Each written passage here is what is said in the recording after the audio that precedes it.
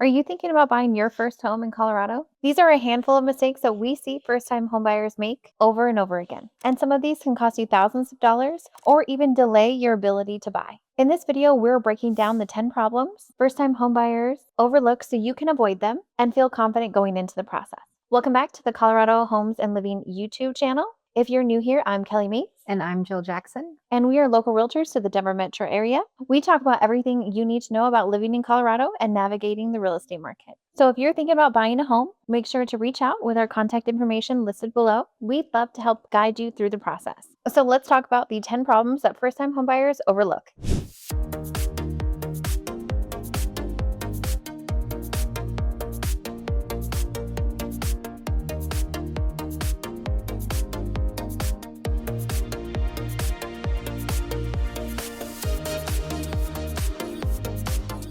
Problem number one, not knowing what you can actually afford. This is always going to be problem number one. A lot of buyers look at home prices online and assume that that's their budget. But your monthly payment includes a lot more, like taxes, insurance, interest rates, and sometimes HOA dues. And just because you're approved for a certain amount doesn't mean that's what you should be spending. Problem number two, Kelly, what do we got?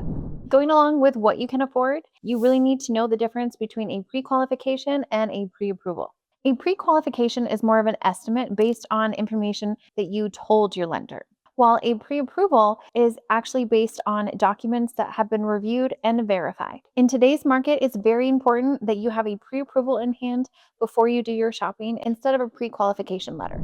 The next problem that first-time home buyers often overlook is not checking your credit score early enough. And I want to call something out here. Do not rely on Credit Karma. The scores you often see on Credit Karma are not the same scores that lenders will use. We've seen buyers think that they're in great shape, only to find out that their score is a lot lower than they thought. Next, we have underestimating closing costs, which your lender is going to go over with you. These fees are completely separate from your down payment and typically run between 2 to 3% of your loan amount. So for example, if you're purchasing a $500,000 home, you can estimate that your closing costs could be around $10,000. And that would be in addition to your down payment. But if you work with us, we can help you navigate some ways on how you can get seller paid closing costs. The next problem first-time home buyers often make is assuming that you need 20% down. This is one of the biggest myths out there. There are a lot of loan programs out there that allow a much lower down payment, sometimes as low as 3% and even 0% depending on your situation. And next up, we have not understanding your debt to income ratios. This is one of the biggest factors that your lender is going to look at to determine your approval amount. It's basically how much debt you have compared to how much income you have, and it directly impacts how much you qualify for.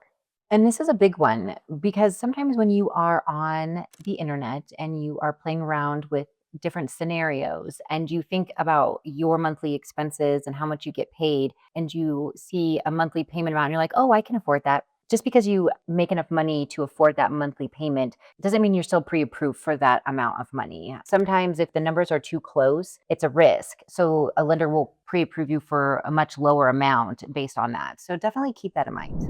Another problem that first-time homebuyers often make is ignoring first-time homebuyer programs that are available to you and not taking advantage of them. There are grants and down payment assistance and other options available, especially here in Colorado. There are programs out there and ways to even get into a home for as little as $1,000. Next up, we always have some confusion with PMI, and PMI is private mortgage insurance.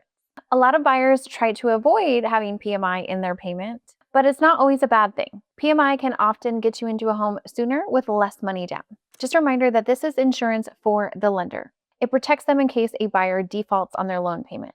In order to get PMI insurance removed, you have to have a 20% equity into the home. And sometimes you will find out that it's cheaper for you to pay the PMI because you get a lower interest rate on some loan programs, where other programs you might have even a higher interest rate and more money down. So always something to talk to your lender about.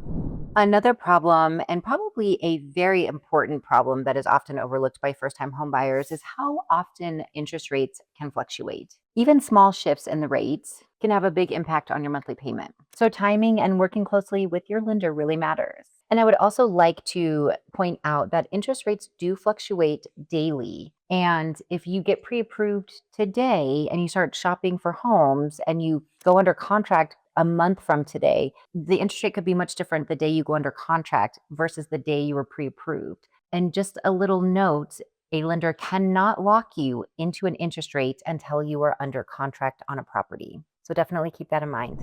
And finally, with number 10, we have not understanding the full home buying process. There are lots of moving parts when you buy a home: inspections, appraisals, deadlines, and it can really feel overwhelming if you're not prepared.